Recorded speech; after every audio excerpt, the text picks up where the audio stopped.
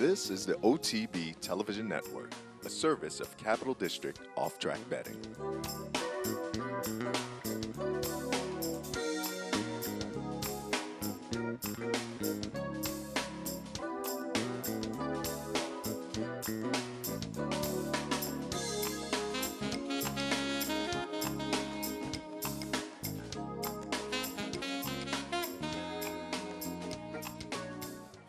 Good morning and welcome to Racing Across America on this Wednesday morning. I'm Seth Merrill. Thanks for joining us. We'll be joined a little later on by Jeremy Plonk, our regular visit from Jeremy, horseplayernow.com, Countdown to the Crown, and it is Countdown to the Crown time.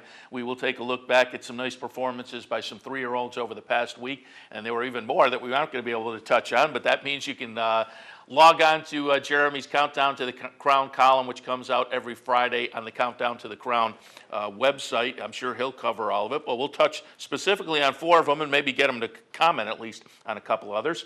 A little past the bottom of the hour, we will be joined by, also from horseplayernow.com, Brian Nadeau, who will be doing another bankroll in here. He was in, a couple of Fridays ago, 3 Fridays ago maybe, in here at the Clubhouse Racebook, did a happy hour bankroll, $500 bankroll, 25 lucky patrons chosen at random to participate, and they all walked away with a little money as Brian just about doubled his bankroll over the course of that afternoon. He'll be back in again a little bit later this month, so we'll talk a little bit about that. And also, we're going to just do some spot plays. Brian's going to take a look at 4 or 5 races from this afternoon, just give you some ideas. That'll be towards the end of the program. News over the past few days, some sad news, and I should know better. I got sucked in. St. Nicholas Abbey, of course, the 2011 Breeders' Cup Turf winner. The news on this one, he wound up ending his career, had an injury about 6 months ago. They worked to stabilize the injury. There were some problems there. Subsequently, laminitis. And over all of this time, the news stories would come out, it's taking a turn for the worse, and then there would be some optimistic news, and I was kind of reporting those news stories along. And the last we heard, things looked kind of optimistic, and as I said, I get sucked in. You just have to be so very careful with these horses. They're very fragile, and we've seen this play out before. Things can kind of turn on a dime. St. Nicholas Abbey was euthanized after suffering a bout of colic. So St. Nicholas Abbey, again, talented. We're all familiar with them because back in 2011 did win the Breeders' Cup Turf for Aidan O'Brien. His son Joe O'Brien was on. That was kind of the memorable scene where Joe O'Brien, kind of, as for a jockey, he's a big kid, and we all thought that may be almost his swan song at the track. Well, he's still out there riding, but certainly he commented with the passing of St. Nicholas Abbey. A couple of the news articles quoted Joseph O'Brien as saying the horse was very special to him because of the victories he gave him, including that 2011 Breeders' Cup Turf. But also had just this past year, the Dubai Shima Classic. Overall, St. Nicholas Abbey, 6 grade or Group 1 wins and a number of other graded or Group 1 placings. So St. Nicholas Abbey, nice European runner, passes away, euthanized after, again, suffering a bout of colic after fighting a 6-month battle to overcome an injury. A sad story. But as I say, they're just very, very fragile. Found this very interesting because certainly if you watch the show enough or Loose on the Lead on Sunday mornings, but I've talked quite a bit going back a year and a half, whatever. It's just frustrating for me, American racing now, to watch races play out and see a horse out there on the front end chugging along in 111 and change, 112, maybe sometimes higher than that, 113 or 114 or something, and nobody out there challenging. And then the horse hits the top of the stretch and just runs away from the field. And it's just so frustrating to watch this. We've had Richard Migliori on with us before, and he notes that back in his day, really on your way up as you worked for trainers, they gave you a number. They said, here's what I want the horse to work in, and if you were more than a fifth or two off, you heard about it. And that built up the clock in the head. And Migliori thinks just a lot of the young jockeys don't have that background or foundation anymore. And certainly when I got into the game, you heard about it a lot, the clock in the head that the jockeys supposedly had. and it just doesn't play out that way anymore. They just let these horses oftentimes float on the front end. So I found it very interesting when one of the writers who comments regularly on racing on the Hong Kong circuit came out with an article in today's South China Morning Post, which does a lot of coverage of Hong Kong racing, talking about a steadily growing problem of, hey dude, where's my tempo? And essentially he's lamenting the same thing over in Hong Kong that we have here. He says stewards seem to have been speaking more often to riders who simply throw out the anchor when they find the front. He goes on to say in most races, nobody particularly wants the front, and nobody who ends up there seems to want to own it, but simply to borrow it until the golden requirement to find cover can be met. And it's just kind of I label it on the Equidaily page more from the it's the same all over department, but I wonder if it is the same solution to the symptom, so to speak, of maybe jockeys globally just aren't getting that clock in the head kind of training that they used to have at one point. But I found it, as I say, funny and interesting that this thing I've talked about in American racing now for quite a while seems to be just as much a monkey wrench in the works for the folks over in Hong Kong as the commentator says. A lot of races, too many races, being won on the front end with horses just kind of going out there and walking a little bit. I also, if you go over to Equidaily, you can see this.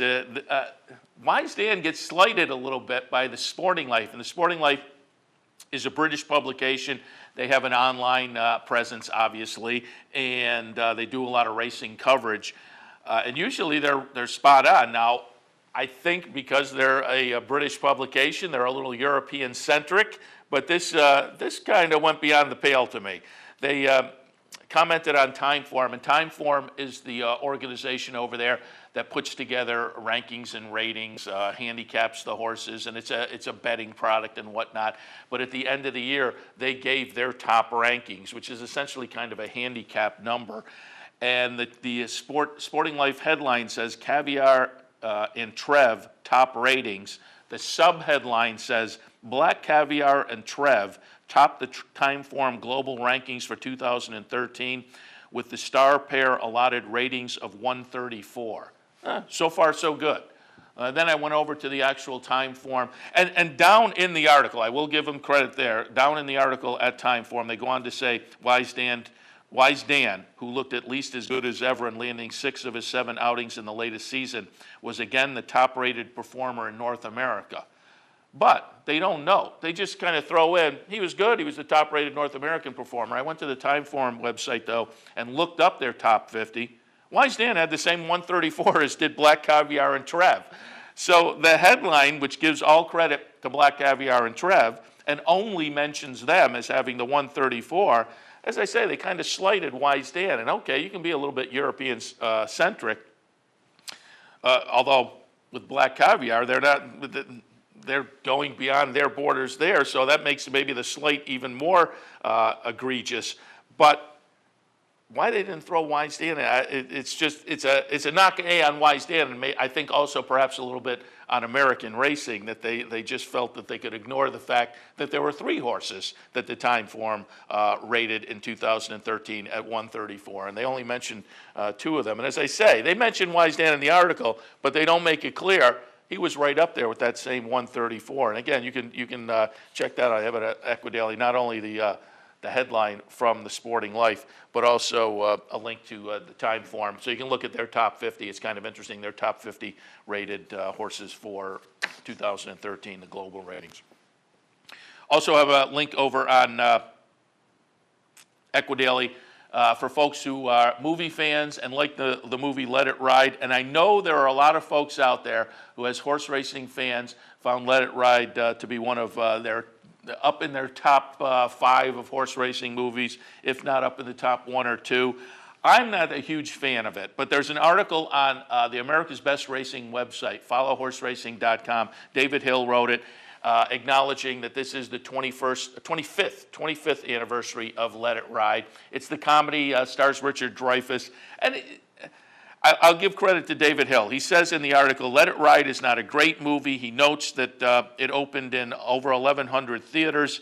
Some markets, it kind of went straight to video and never showed up when it came out in August of 1989. The director had never done any feature work before. He'd only done some commercial work. One of the writers had her name taken off of the film and instead chose to go under a pseudonym. So he acknowledges the problems I kind of have for it. He notes that the goes for some big laughs and just maybe a little corny at points.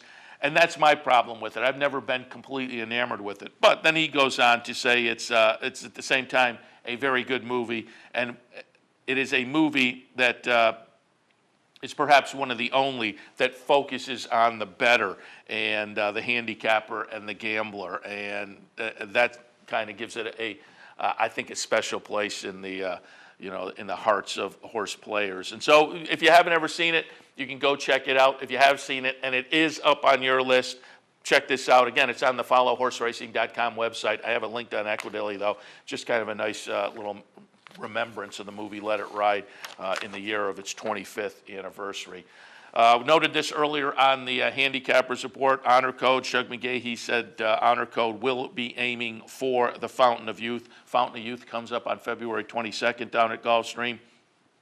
And as Anthony Mormino said on the Handicappers Report, probably means 2 starts before the Kentucky Derby. February 22nd, I think you could squeeze in 3, but the way they train and run in the 21st century, 2's probably about it, and that's the way things are going here in year 2014. But Honor Code looking to make the return in the Fountain of Youth on February 22nd.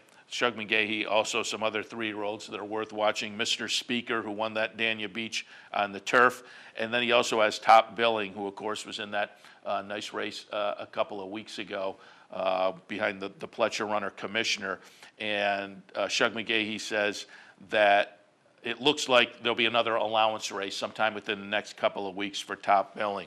But Shug McGaughey, Honor Code, obviously, at the top of the class for him. But he has some other 3-year-olds that could be a little bit interesting watching going forward. And something we've talked about, certainly my partner Steve Bick mentioned it on Loose on the Lead on Sunday. A nice article by Mary Rampolini in the Racing Forum validates Norberto Arroyo off to a very good start at the Oaklawn meet. So keep that in mind as you play Oaklawn this week and moving forward. Norberto Arroyo kicks the week off, the opening weekend. 6 wins and 13 starts. Very good. He had a win on Bourbonize in Paganal, a couple of promising 3-year-olds, and it said in this article that he had a couple of goals with his move down to Oaklawn. One, to become the leading rider at the meet, and certainly if you go 6 for 13, you're off to a pretty good start there. But he also was looking to find some 3-year-olds who might take him to the Kentucky Derby.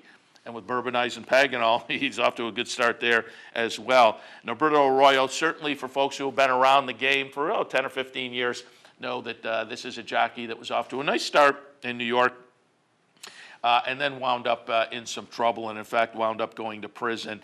And he notes he's grateful to the Kentucky folks who relicensed him, as well as the folks in Arkansas. And it looks like he's gotten his head screwed on right. He went to Kentucky, was over at Turfway and some of those tracks, just kind of getting back in when he got relicensed. And so it's nice to see him off to a good start down at Oaklawn and maybe having turned things around. So we'll keep our eyes on him as that Oaklawn meet progresses.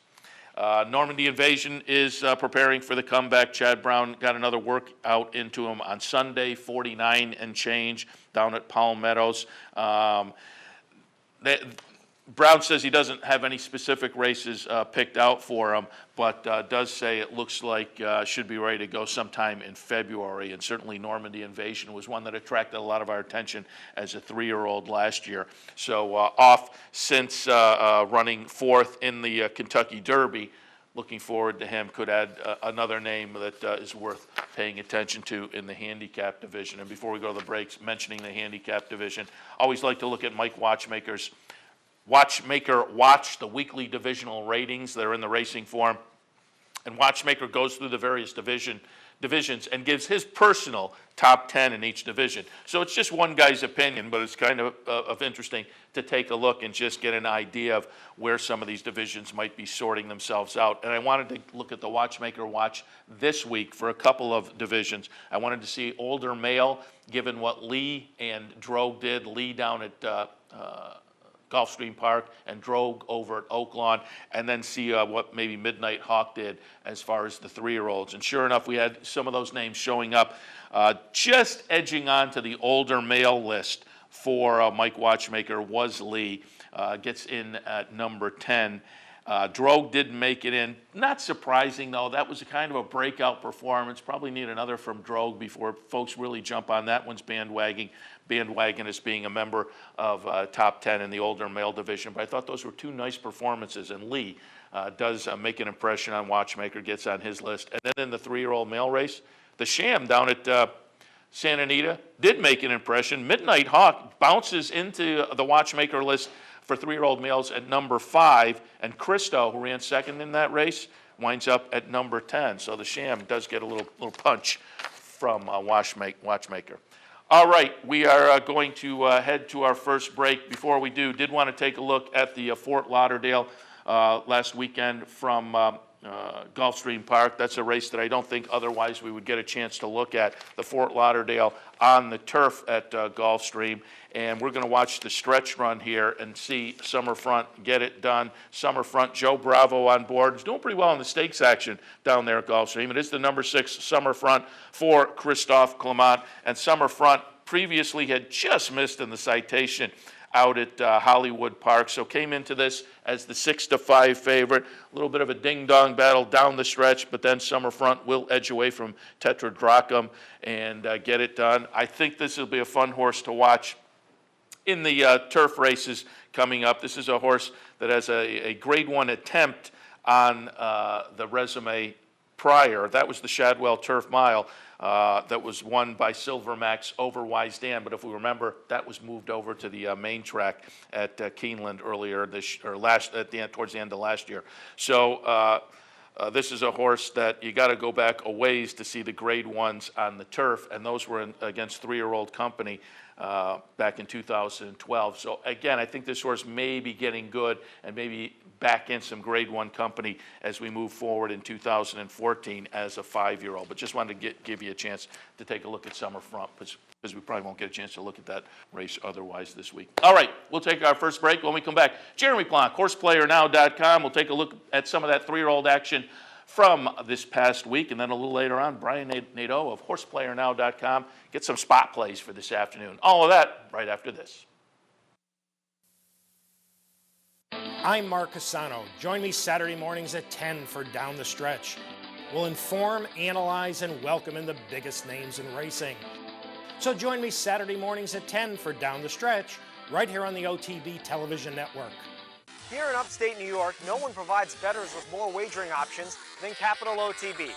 Our network of branch and easy bet locations stretches from the mid-Hudson Valley all the way to the Canadian border and west to central New York. So whether you need to place a bet, fund your Capital Bets account, or watch the next big race, all the action is just around the corner. A full list of our branch and easy bet locations can be found online at capitalotb.com. Capital OTB, the better and most convenient choice for wagering in upstate New York. Wagering at CapitalOTBBet.com is as easy as 1, 2, 3. 1. Capital Bet TV, the fastest and easiest online wagering experience where you can monitor 5 different tracks simultaneously. 2. Capital Bet Express. Its straightforward program layout and interactive handicapping information lets you build your wager quickly and efficiently. And 3. Capital Bet Pro, designed especially for the professional horse player. CapitalOTBBet.com. Log on today. Hey, race fans, head down to the all-new Clubhouse Racebook and get in the game. With live horse racing on more than 250 flat-screen TVs, state-of-the-art wagering terminals, fantastic food and drinks, an amazing Vegas-style atmosphere with seating for nearly 900 of your closest friends. Conveniently located at 711 Central Avenue, right off Exit 5 of I-90 in Albany, the Clubhouse Racebook is the better choice. I'm Anthony Mormino. Join me weekdays at 9 for the Handicappers Report. We'll handicap the top tracks across the country and help you prepare for the day in racing. That's the Handicappers Report, weekdays at 9, only on the OTB TV network. Welcome back to Racing Across America on this Wednesday morning. Wednesday means a regular visit from Jeremy Plonk, horseplayernow.com, and maybe more importantly this time of the year, Countdown to the Crown. And Jeremy, you kicked off Countdown to the Crown last Friday. Yeah, it was a good start to the season. You know, we had the stakes race on the West Coast, the Sham. We had a lot of good undercard races, and we were able to kind of bounce off of that Countdown to the Crown annual that was a great success for us on January 3rd, and we're working on the article for the 17th now. It'll be published on Friday mid-morning. Yeah, very good. You covered a lot of ground, as you always do, and we'll tell people as we continue along this Triple Crown trail to go on over. It's countdowntothecrown.com, correct? That's correct, or you can go to our website, horseplayernow.com, and click on the countdown link there. Either one will get you to the same place. Sounds good. All right, and as I noted at the top of the show, plenty of action on the three-year-old scene this past week. We're going to look at a few of them and maybe comment on a couple of others, but we'll kick things off going back to Aqueduct this past Friday and look at a maiden special weight event, race number 2 on that Aqueduct card. We're going to watch him come down the stretch, Jeremy, and see the number 1 horse, Barati. Mike Luzzi on board, a Kieran McLaughlin trainee, a Darley runner. Get it done. This is a son of Medaglia d'Oro out of a Stormcat mare. Does it pretty convincingly. Second career start. That explains the 5-to-1 price because the career debut, nothing to write home about. But off of this effort, it seems like McLaughlin now going to look at the Triple Crown Trail in New York for Barati. Well, I think it's probably a good move off of this win because it was one of the better maiden wins we've seen over the past month on the 3-year-old and 2-year-old into 3-year-old scene. I mean, Barati was very impressive. This was first-time Lasix for Barati, and the debut kind of, didn't show a whole lot, ran 5th of 6 in a sprint without Lasix, but was a completely different horse here. He was climbing a little bit early in the race and kind of looked like, maybe he wasn't getting into the track and kind of had that turfy stride, but boy, once he settled in and kind of got his rhythm going, this was a really impressive performance. Great splits all the way around. I mean, the fourth quarter went sub-24. It was 23.93 on the last 16th and almost 6 flat. This was an impressive win. And McLaughlin's known to do this in the winter time at Aqueduct. We've seen it over the past couple of years with some horses that have turned out to be pretty decent. Yeah, you're right. And the Darley runners, sometimes they'll take a start or two to kind of figure it out. That was the case with this one. Got the education in the first start, and then pretty convincing moving on in career start number 2. So we'll keep our eyes on that one. Going out to Oaklawn also this past Friday, we're going to look at a little allowance event that they wound up their day with on opening day. And we're going to see Bourbonize now go 2 for 2. Bourbonize in that traditional fall meet down at Churchill, which I think is very salty for 2-year-olds. Bourbonize won the career debut and won it pretty impressively. A couple of length winner, 17-1 that day. Not quite 17-1 on last Friday, but was the second choice at 5-2. We will watch Bourbonize get it done as the number 5 horse coming down the lane here on a sloppy track opening day at Oaklawn Park. But Bourbonize now 2 for 2. Norberto Arroyo, who put together a big weekend, was on board, and I think this will be a 3-year-old worth keeping our eyes on as well. Yeah, he outran my expectations. I wasn't so enamored with that win at Churchill Downs because some of the horses coming out of that race really didn't kind of flatter the form coming into this race. But Bourbonize, he took care of his own business, and he handled the 2 turns. He went a mile at Oaklawn. It's an easy, good transition because they have the finish line at the 16th pole at Oaklawn for 1-mile races. So it's a good race to make that sprint the route transition, and he did it well. The one caution, obviously, is it was on a wet track, and that can obviously be a boon for some horses and a complete bust for others. And you're going to see a lot of deceptive win margins on wet tracks. It's something I always caution against going crazy over a big win on a wet track. But Bourbonize won on a fast track in the debut, so he's certainly not just a mud freak. But the margin of victory in this particular race may have been skewed by that wet track, as some of the other horses didn't handle it. When it comes to Oaklawn races, I can't emphasize enough to you, you really cannot look at the clock. It's like this every winter at the beginning of the meet. It's extremely slow. You're going to see horses come home in 27s, the final quarters, like Bourbonize did in this race, and you're going to think they're not that good. But they're all coming home slow. It's a very deep and taxing and tough track. It was the same with Will Take Charge and good horses who have been through this Oaklawn circuit before. The clock is not going to impress you early in the year. You have to just evaluate these horses with your eyeballs and not necessarily a stopwatch. Yeah, and that's something I bring up when the meet ends. I always like Oaklawn horses when they move away from Oaklawn sometime in the spring, their first start at other tracks, because I think that Oaklawn track, I think that puts a lot of fitness in horses, and that goes to that point of the horse being of the track being a little bit deep. No doubt. And the horses down in Florida that train at Payson Park, for the Gulfstream meet. You've got horses at Palm Meadows, you got horses at Gulfstream, and you have horses at Payson. The horses leaving Payson Park in the winter, when they come up, they feel like they're running on asphalt. That's one of the deepest, most demanding training surfaces in the country. And that same angle you're talking about, when they leave Oaklawn or they leave Payson, those horses are usually pretty strong when they head out of town. Yeah, always good to keep in mind. All right, let's shift our attention now over to Saturday over at Gulfstream Park. Their fourth race was a maiden special weight. A Todd Pletcher first-time starter wound up impressing here. Constitution by Tappet out of a Distorted Humor mare. This is the number 6 horse, Constitution, under Javier Castellano, getting it done as the even money favorite. Draws off by a length over the number 2, Juba. And Juba, off of that career debut end of November up at Aqueduct, was certainly attracting some attention from people and was the 2-to-1 second choice. They kind of duke it out here down the stretch, but it is Constitution winning by a length. Constitution got a lot of hype coming into the race. The clockers raved about him. He's going to get a lot of hype coming out of the races. I'm not quite sold on him, and there's a couple horses like this every year that Pletcher wins with at Gulfstream that everybody just jumps all aboard and will bet with both hands coming out of it. This is one I'm not super sold on, Seth. I mean, I think it was a solid win. Hopping at the start and rushing up like he did, he probably should have backed out of it. The fact that he didn't shows that he's a pretty good horse. That's a good positive sign. But I don't think this horse is going to go super far, and I just was not overwhelmed with this performance. I think the horse who scratched out of this race, Hartford, his stablemate, who's going to reappear on Thursday, may end up being the better prospect of the two. So watch out for Hartford on Thursday down at Gulfstream. All right, we'll keep that in mind. And now let's move out to the stakes action from the weekend for the 3-year-olds. That was out at Santa Anita. It was a short field of only 4 in the Sham, $100,000 purse. But it seems like there's a little bit of buzz coming out of this race. We're going to watch the stretch run. Midnight Hawk is going to I said this a couple of days ago.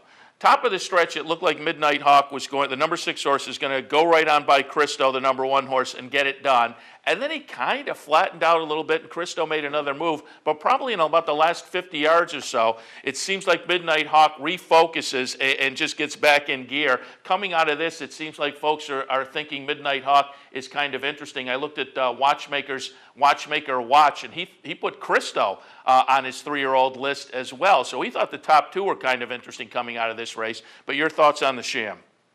Well, Cristo's the horse I like more going into the race. I just loved his win at Santa Anita on Halloween and towards the end of that meet on the dirt when he just had that breakout performance. And Sadler's horses, I think, are really primed this year for a big run. I thought Cristo would handle Midnight Hawk in this race, so I kind of leave this match race, because there were only 4 in the field, but it turned out like a match race. I'd leave with a little bit of an empty feeling, because I'm not sure if I was right on Cristo, and it's time to abandon ship on him. Did the distance get him a little bit? The pedigree doesn't scream 1.25 miles, but he should have been able to handle the mile here. Or is Midnight Hawk a really good horse, and he was beaten by a very good horse? It's difficult to know at this point. Midnight Hawk on pedigree should not be a classic distance horse. Midnight Ludus, the sire, was a great sprinter, we know that, and he can produce a long-winded horse. It's not the sire I'm worried about. It's the damn Miss Wineshine, who was fast. She's a wolf power mare, and that is just sprints on the bottom side of that pedigree. So Midnight Hawk, I think, is more like Secret Circle, and that's something I'll talk about in this week's countdown column. Secret Circle was a very good Baffert horse who got a mile, maybe a mile and a 16 as a 3-year-old when he was hot and brilliant and could win those kind of races. But his career, as we've seen, has backtracked to become a top-level sprinter. And I think that's kind of where we're going to see it with Midnight Hawk down the line. He's going to get a shot to keep running long, though. Anytime you have a horse who won the Sham at a mile early in the year, he's going to get a shot in something like the San Felipe. And if he does well enough there, he'll get a shot either to go on the road.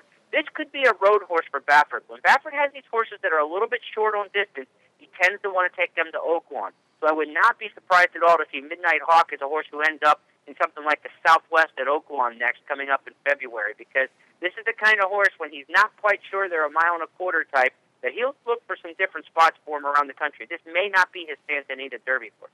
Yeah, I was going to say Oaklawn may be a logical move then, because as you say, Bob Baffert certainly has had success in their 3-year-old series over there as well. Jeremy, wanted to touch on a couple others. Don't have any video, but there were a couple other notable 3-year-old performances over the weekend. Wanted to touch on going back to Oaklawn on Sunday. Right On Curlin made his 3-year-old debut. This is a horse that had already had 5 career starts. Most recently ran third in the Street Cinch in that Churchill Traditional Fall Meet. Prior to that, had run third in the Champagne, and that's probably the notable one, right behind Havana and Honor Code. Right On Curlin comes back at Oaklawn on Sunday and gets it done pretty convincingly as the 6-5 favorite. Yeah, he was, and this was a pretty good field. I mean, Guns Loaded in there was a horse who, showed some promise out at Del Mar, but he kind of got wiped out a little bit at the start. Rivers Run Deep is a horse who was way out of it early and came on to be third. So the race kind of fell into the pocket of the favorite here, Right On Curlin, and he was the best horse on paper, and then things kind of worked out well for him in this race as well. I think he's going to be a pretty hot horse that gets a lot of play on the Oaklawn circuit here. Over the course of their next couple stakes races in the series. We talked about the Southwest, the Rebel, and then they progress up towards the big one, the Arkansas Derby. I think you're going to see Right On Curlin as one of those horses who's pretty well meant in that series. I'm not quite sure he's a superstar, but he's a pretty solid horse, and he's going to be serviceable in those races, and he's going to pick up some points along the way.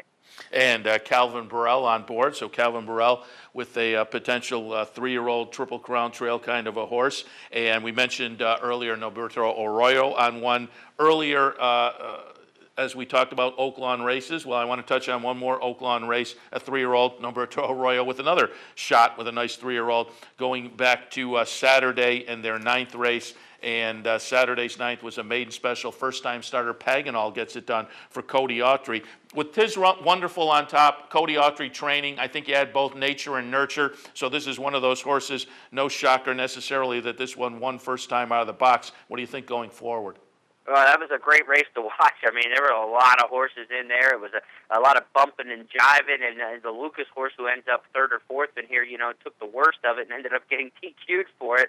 And really, it was a roughly run race, but Paganol got a lot of lessons in that. You like to see a horse get a little bit of an education early in their career like this if they can, and then kind of handle their business and progress as that light bulb turns on. This was a good debut win. Street Strategy, the runner-up, is a horse I'm pretty high on for Randy Morse. This was a good race, but they all kind of hit the wire together, so, you never know if there's a lot of separation or if there were several good horses in this race. And again, we can't put too much stock on the clock here in what we saw at Oaklawn. Paganol's one of those. I think you'll probably see him in an allowance race next. I don't think he jumps straight to a stakes off of this performance. They can get an allowance race to fill pretty well down at Oaklawn Park, where some places the allowances may not fill. That's a place where you can get a 3-year-old allowance. Yeah, all right. And before we move on, just any 3-year-olds we left out of the mix that we should be paying attention to from the past week? I think Graham Motion's got another one of these turf to poly to dirt possibilities we can't help believing. He won Saturday at Gulfstream, a 9-furlong race on the turf.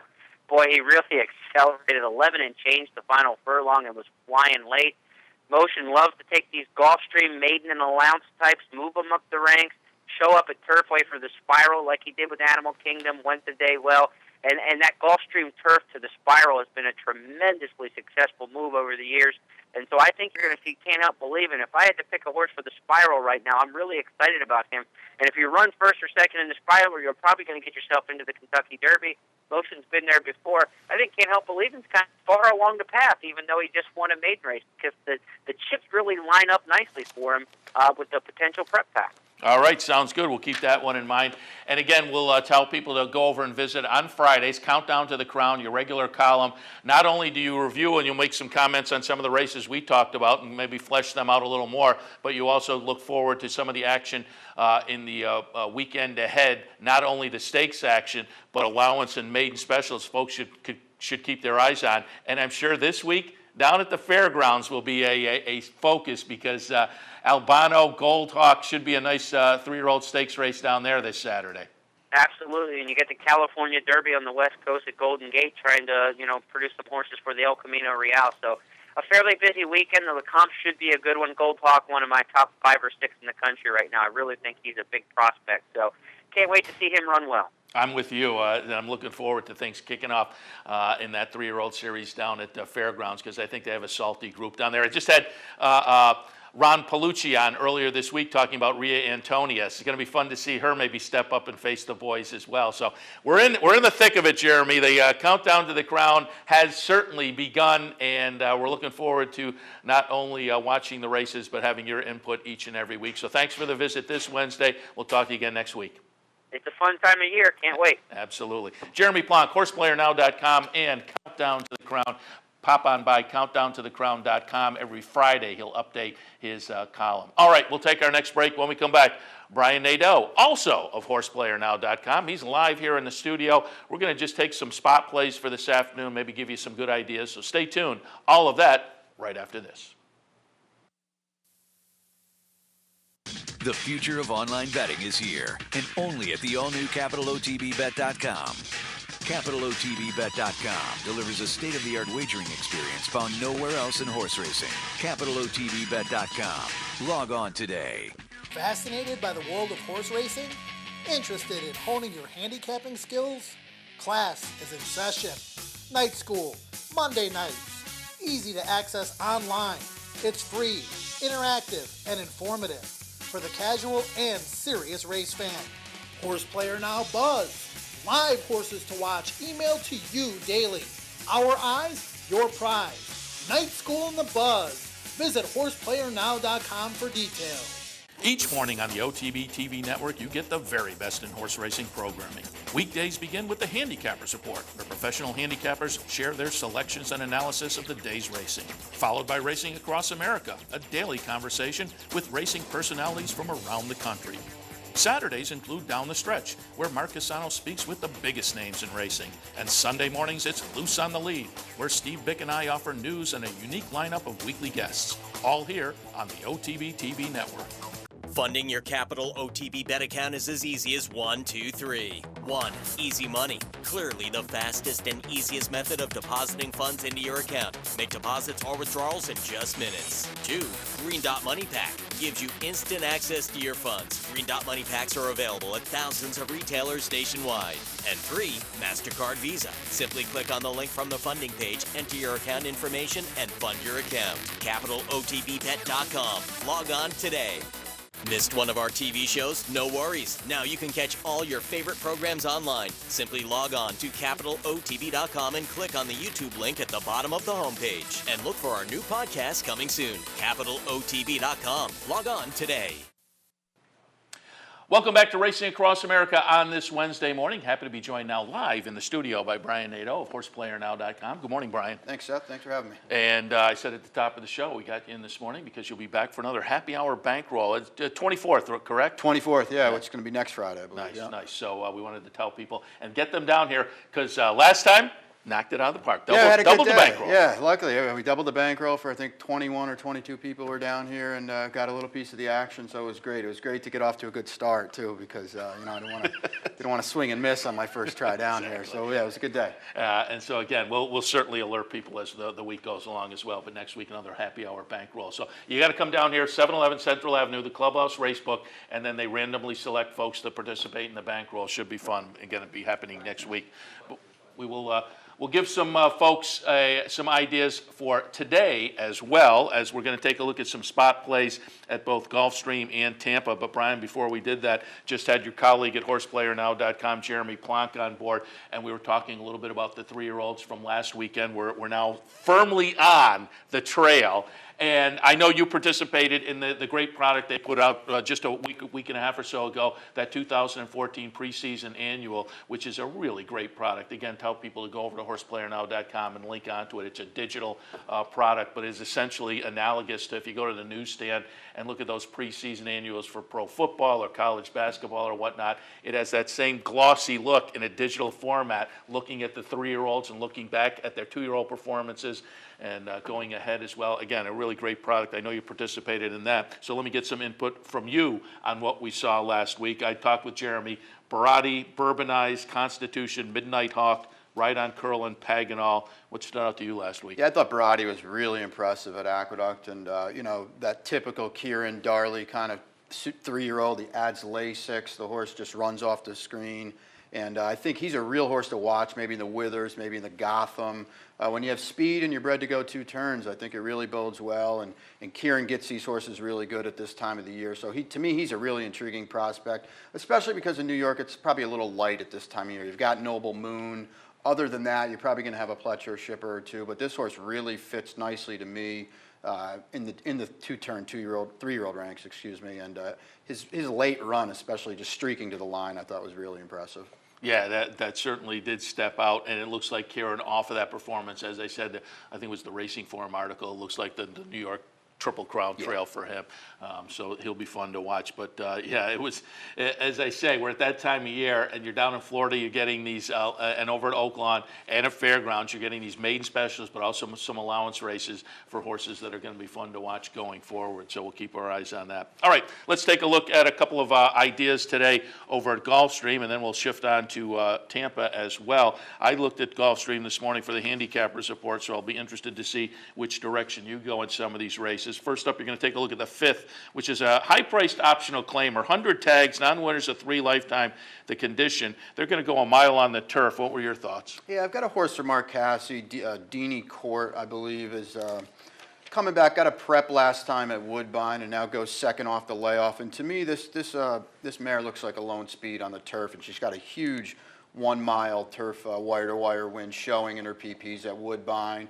Gulfstream turf course is known to play to speed. So I think, to me, she got the prep out of the way last time. She can make the front, and she looks a little uncontested on the lead in here, which is always, one of the most potent handicapping angles there is. Yeah, and I said as I handicapped this race, I went with Long Face on top, the Christophe Clement runner, getting a little class relief. I have Alora Michelle going first out for Pletcher in the 3rd spot. In between those two, Via Villaggio, who, again, getting some class relief, but the turf is the question mark. And then as I wrapped up the comments, I said, you know what, I could make an argument for Triple Charm, the Clement horse, Peggy Joyce I had down in the 4th spot in my mix, and then I said, that number 6 horse could be the lone speed.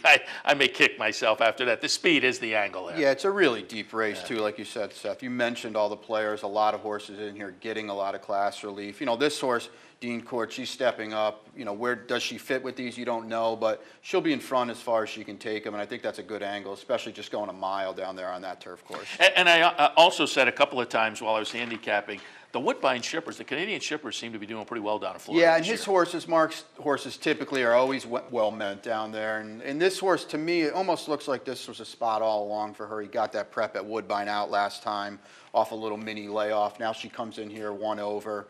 And so I think, it's all systems go today. And she should be a really nice price, too, with all the horses you Yeah, they're 12 to 1 on the morning line, and I think that'll hold because I think it is a very competitive race. 8th race this afternoon at Gulfstream, another optional claimer. This time the tag 62,000, non-winners of 2 other than. They're going the 1-turn mile. What were your thoughts? Yeah, another number 6 horse in here, Liberated for Vicky Oliver. She really fits here at the 1-turn mile. She's 2 for 3 going a 1-turn mile. Drew perfectly, a nice, attack post from middle of the track. And there's another race where there's not a lot of speed. She'll probably sit right off who's probably going to be the morning line, or the favorite, excuse me, number 2, Pixie Devil. And get first run off the turn. She really fits in here. Exits a big 7-length romp at Churchill last time. Steps up today, obviously, but her form looks right, and I really think, this 1-turn mile can be a little tricky, too, and I think she's going to fit really nicely in here. Yeah, I put her down in the mix. I had her in my mix, but I put her down. I took a shot with the first time out for Pletcher, Private Ensign, who, to me, getting maybe a little class relief off the end of the season last year, which ended prematurely back in May. But to me, that might be a bonus, because I always say, 2-year-old, when a 2-year-old gets maybe a 6-month layoff going 2-year-old to 3-year-old, or even a lightly raced 3-year-old, when there's a layoff 3-year-old to 4-year-old, sometimes they come back with some added maturity. And moving over to the Pletcher barn, I thought this horse maybe with a little bit of class relief coming out of Stakes Company and maybe some added maturity. I took a little bit of a shot with that one, but I had yours in the mix. Yeah, she's definitely a scary player in here too, especially getting back to the dirt. Her turf and her poly race was abysmal basically. Now she's first-time Pletcher. Todd usually moves them up. Dale Roman's an Eclipse Award-winning trainer, but Todd is, he's the best there is. So yeah, you would figure that this horse is going to fire a big shot today. And to me, on paper, to me, she's probably the one to beat as opposed to Pixie Devil, who went first time Marty Wolfson last time and didn't really make that move that you expect with a Wolfson runner. So I think if you're playing against someone in the race, she might be the one. I had it 6-5, so I think that's the Pletcher horse will probably move up. And I mentioned earlier, one of the horses I had Luis Saez on board. I think Luis Saez is riding really well. Yeah, he's kind of that under the radar, maybe a little bit rider, that next tier rider that's maybe one big horse away from really blowing up. And he really seems to be a little bit on fire. And I talked earlier, I don't know whether you were watching Oakland on opening weekend, but Roberto Arroyo kind of on a career resurgence, which is good to see. He's a guy a little bit snake bit, and he had his problems, prison time and whatnot, but that's what makes it good to see. I hope he's kind of turned things around. Yeah, it's kind of like what year is it? He's back riding winners, and it is good to see. Hopefully he's got his life turned around, and he's riding well at Oakland. Yeah, absolutely. All right, we'll take our next break. When we come back, got a couple ideas at Tampa as well. So we're on the Live Vicariously circuit here as we watch the sunshine and warm weather down in Florida this afternoon on the network. So stay tuned. We'll give you some Tampa ideas right after this. I'm Jeff Carl. Join me Saturdays and Sundays at 9 for the Handicappers Report. We'll handicap the top tracks across the country and help you prepare for the weekend in racing. That's the Handicappers Report. Weekends at 9, only here on the OTB TV network. I got it. Watch me. I got it. Hey! I got something that makes me want to shout. I got something that tells me what it's all about. I got a move that tells me what to do. If you don't, brothers and sisters, then you won't know what it's all about.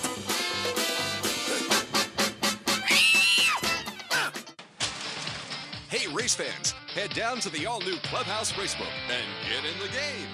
With live horse racing on more than 250 flat-screen TVs, state-of-the-art wagering terminals, fantastic food and drinks, an amazing Vegas-style atmosphere with seating for nearly 900 of your closest friends. Conveniently located at 711 Central Avenue, right off Exit 5 of I-90 in Albany, the Clubhouse Racebook is the better choice.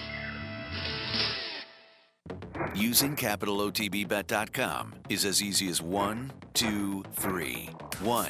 Simply log on with your username and password from the homepage. 2. Fund your Capital OTB account through our Easy Money, Green Dot, or Visa MasterCard options. And 3. Place your bet on one of our 3 easy-to-navigate wagering platforms, Capital Bet TV, Capital Bet Express, or Capital Bet Pro. CapitalOTBBet.com. Log on today. This is Steve Beck. Join me Tuesday through Saturday here on OTB TV for At the Races, my Sirius XM daily news magazine of the thoroughbred industry. Handicapping, interviews, analysis, everything you could want. 6 a.m., OTB TV. Welcome back to Racing Across America. Seth Merrow and Brian Nadeau. Happy to be joined live in the studio. We just gave you some thoughts on Gulfstream. Now we'll shift over to the other side of the state. Brian will give some thoughts on Tampa for this afternoon. The Tampa 8th is an optional claimer, 16 tags, non-winners of one other than. They're going to go a mile and 40. Yeah, I went with number 3, Giggling Gal in here, and it's not normally an angle I like to use, meaning a recent maiden winner coming right back and facing winners. But this one's a little bit different, I think, because her last race, when she finally got over the hump, finally broke her maiden, it was her first 2-turn start.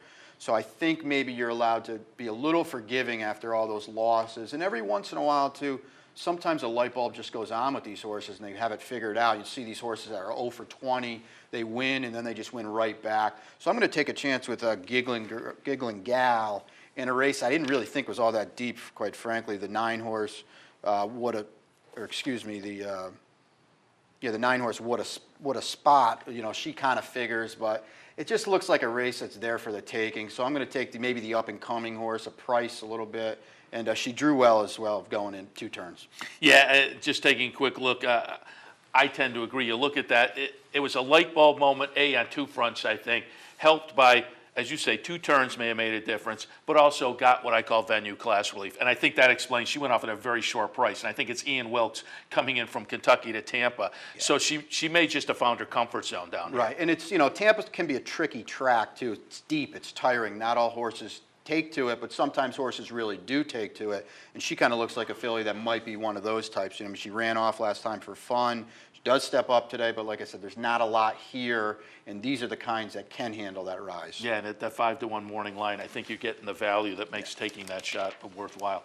The 9th today at Tampa, yet another optional claimer, 16 non-winners of one, other than, again, a mile and 40. Yeah, I'm going to go with number 1, Shellback in here. He drew well, and he gets that class relief you've been talking about. He ran in a really fast race last time, got beaten up pretty good, but the figures that were, you know, the figure that the winner ran, the figure he ran in the race fits here, drew perfectly, and I think also the favorite, the sketchy favorite I was looking for that was not in the last race was in this race, number 6, Pushing on a String. You know, steps up off a cheap claiming win and tries 2 turns today, and I'm not really sold on this horse getting the trip. So I think this would be the kind of favorite maybe to play against a little bit. Try number 1, Shellback on some class relief. Yeah, and your likely favorite in here, Pushing on a String, has a trainer that was 5% last year. And so, yeah. Okay, nice win last time. Can't she put a couple together? Can a 5% trainer put a couple together? Which makes it one of those races where it's worth taking a little bit of a shot. Exactly. I mean, I am a percentage guy, so if I see that 5%, exactly like you said, that's 1 for 20. You know, so she won last time. We're going to do it right back? Probably not.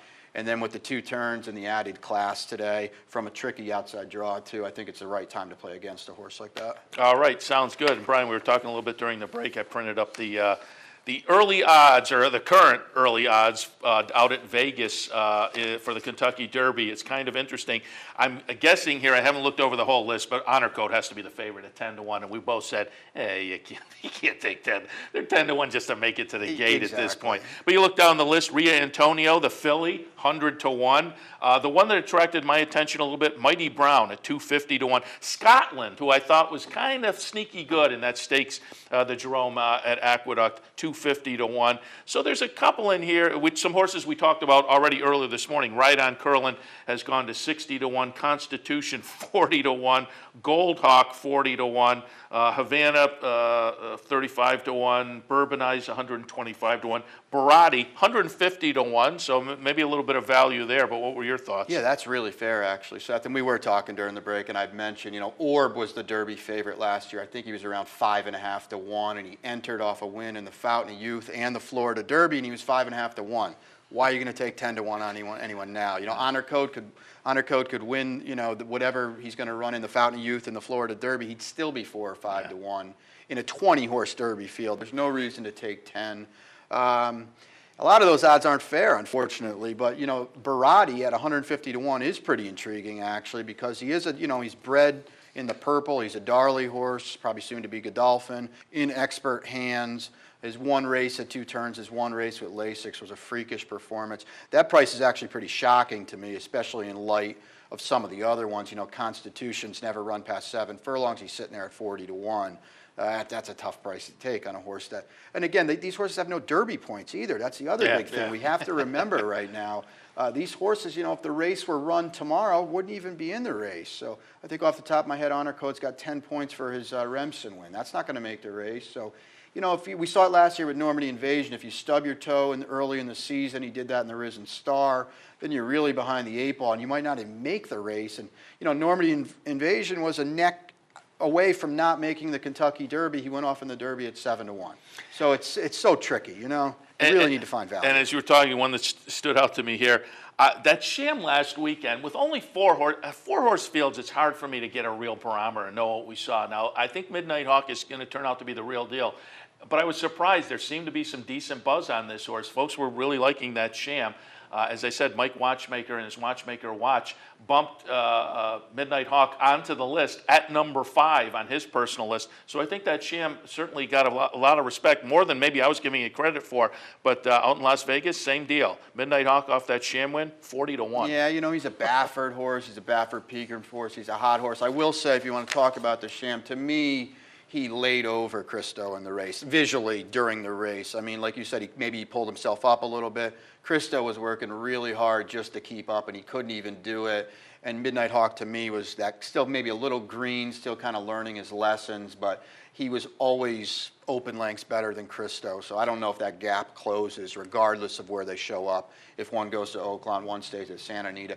To me, they're just a little bit different on talent. I think he's, to me, going forward is definitely the one to watch out of that And race. it did look like maybe a touch of greenness. This is Yeah. a horse only a couple of starts. Exactly. And it seemed like in the stretch he's going to go by. And some horses, when they do that, they just, okay, the race is, I'm done. Right. And then about 50 yards from the wire, it seemed like, oh, okay, I remember what I'm Yeah, supposed exactly. to do. Cairo Prince is a horse like that. To me, he was going to win the Remsen by open lengths. He got ahead of Honor Code, kind of pulled himself up a little bit. He did in his maiden race, too. So, you know, that can be tricky with 3-year-olds at this time of year, especially lightly raced. A lot of them, like you said, don't want to go by. They might pull themselves up. They think their job is over, and that can, you know, that's not a good attribute to have going forward. And speaking of Cairo Prince, he's going to, and Kieran McLaughlin, he's going to be fun watching going forward too, because 3 weeks ago or so, they threw in a little bit of a dud of a workout. Kieran was a little concerned, but thought the workmate wasn't up to par maybe, but now they put in 2 good workouts. Yeah, and I think he's going Holy Bull, I believe, Yeah. right? So we should see him in a couple weeks. And then this coming Saturday, the Lecomte, I think is going to be a lot of fun. I like Jeremy, who I had on before. I like Goldhawk quite a bit. Yeah, he was impressive. That was the day I was down here for the bankroll, and he won a optional claimer, I believe. You know, so he's 2 for 2.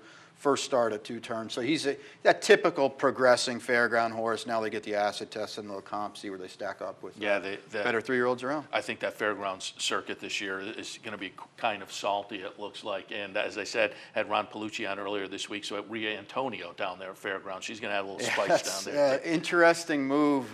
The thing is, though, you've got to take the shot to get the points now, because the Phillies can't do it on their own. You've got to step in against the boys. I think is great, by the way, because there's no reason a filly can just drub her own competition without facing the boys and then get one of those 20 spots in the Kentucky Derby. It's frankly, it's just not fair. Yeah. So it's good that they're sending her down there.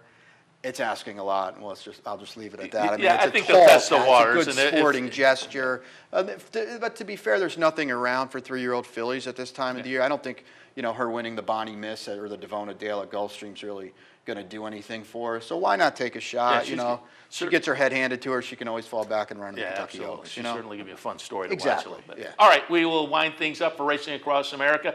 Seth Merrow in here every morning. I was happy to be joined this morning by thanks, Brian Nadeau. Again, coming up next week, he's going to be doing the happy hour bankroll down here at the Clubhouse Racebook. Certainly make your way on down here for that. Going to wrap things up. We're here with Racing Across America every Monday through Friday, 10 to 11 a.m. A little earlier, we were on the Handicappers Report. And not only that, we gave you some ideas for both Gulfstream and Tampa just a few minutes ago on this show. So hopefully we'll all cash some tickets this afternoon. We'll see you in here again tomorrow morning.